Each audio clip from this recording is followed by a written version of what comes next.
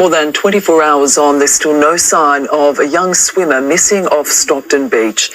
Jane Goldsmith joins us now. Jane, it's been all hands on deck in the search. Tash, dozens of people and marine vessels have been deployed off Stockton Beach, but so far, sadly, there's no trace of the missing swimmer. Since the emergency began around 3 p.m. yesterday, police and surf lifesavers have taken to the water on jet skis and in boats. While in the air, a Westpac rescue helicopter has been sent in from Sydney, and marine rescue volunteers aboard 3 vessels have also assisted in the search. The swimmer, believed to be a young man from Sydney, was last seen by friends about 200 metres offshore from the beach entry point off Lavis Lane. Several people were reportedly caught in a rip yesterday, with all but this man rescued. Now, the search effort will wrap up at around sunset tonight and will resume again tomorrow. Tash. Jane, thank you. Newcastle Council is looking at closing another chapter in the city's supercars story. It's about to vote on whether to rip up temporary infrastructure used for the track.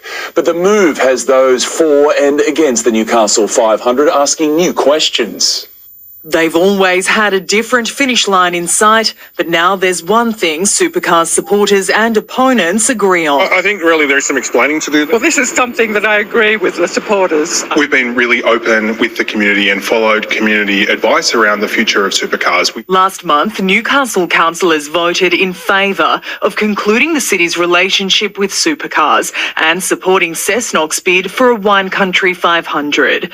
But tomorrow night, councillors will decide whether to begin restoring road and public domain in the East End used for the track and prioritise replacing temporary pedestrian crossings with permanent infrastructure. It's very disappointing to see that Newcastle Council wants to go down this pathway of not even having the opportunity to discuss a longer term contract. The door's now being completely closed with this notice of motion. When it was announced Newcastle would no longer host next year's event, Supercars confirmed its commitment to racing in the city in the future. Where series organisers stand now, though, remains unclear. So I think it's important that we provide the community confidence by returning permanent infrastructure in those locations. And while East End residents are pleased, It is a weight off the shoulders, but I think we would like to see some formal confirmation that this is put to bed. Claudia Radoljak, NBN News.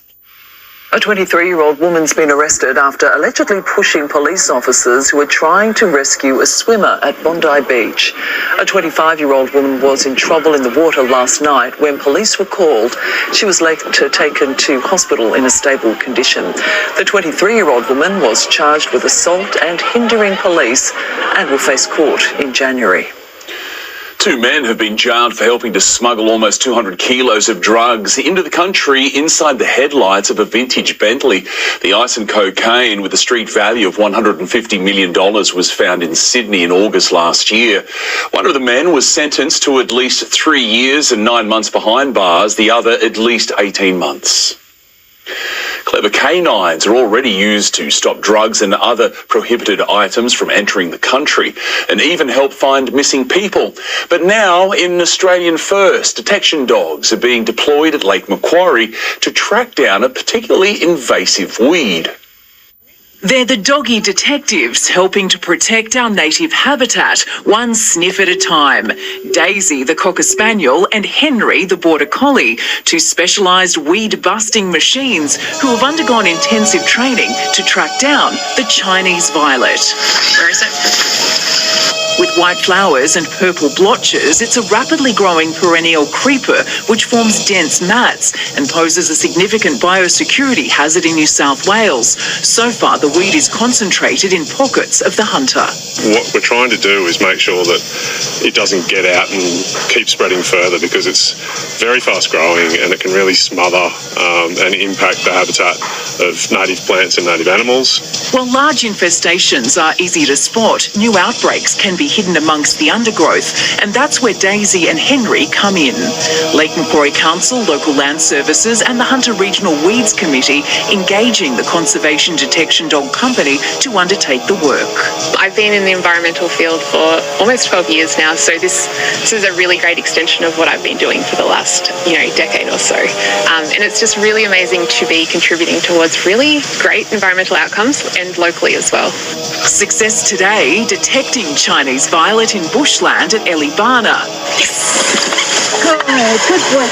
And it's always followed by rewards, a treat or two, and plenty of praise. And as you can see, these two are no shrinking violets, literally nipping this problem in the bud. As always, they're very good at what they do, and they really love it. Jane Goldsmith, NBN News. With family budgets under plenty of pressure this Christmas, one Newcastle business owner is determined to keep festive spirits high. Blake Forrester from Lynch's Hub is dressing up to provide free Santa photos by the harbour.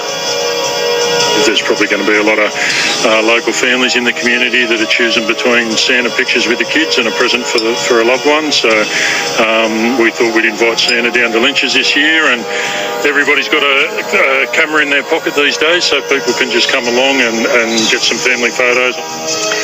And you can find Santa out the front of the hub between 4 and 7 p.m.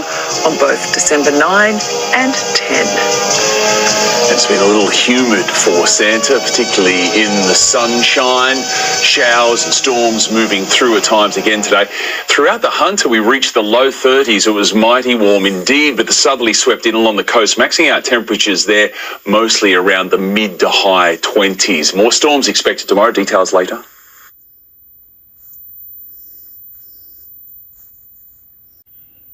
Coming up after the break, the Jets women finally break a drought with a victory over Canberra.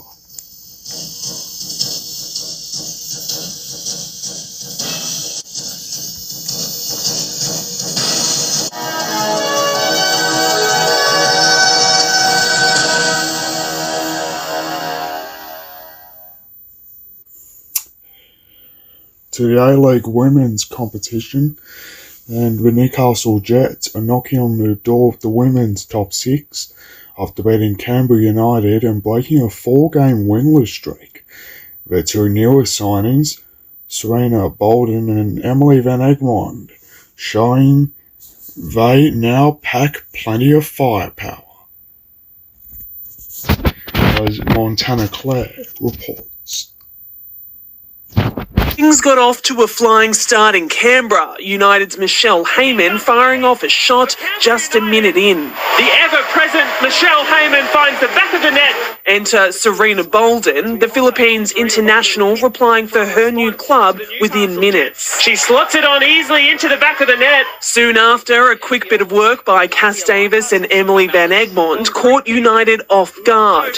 And things didn't slow down after the break. A penalty got United back level on 2-2 before Bolden lobbed in her second of the day to edge the Jets ahead again. Lauren Allen then backed it up to all but seal the win. And it's in the back of the net.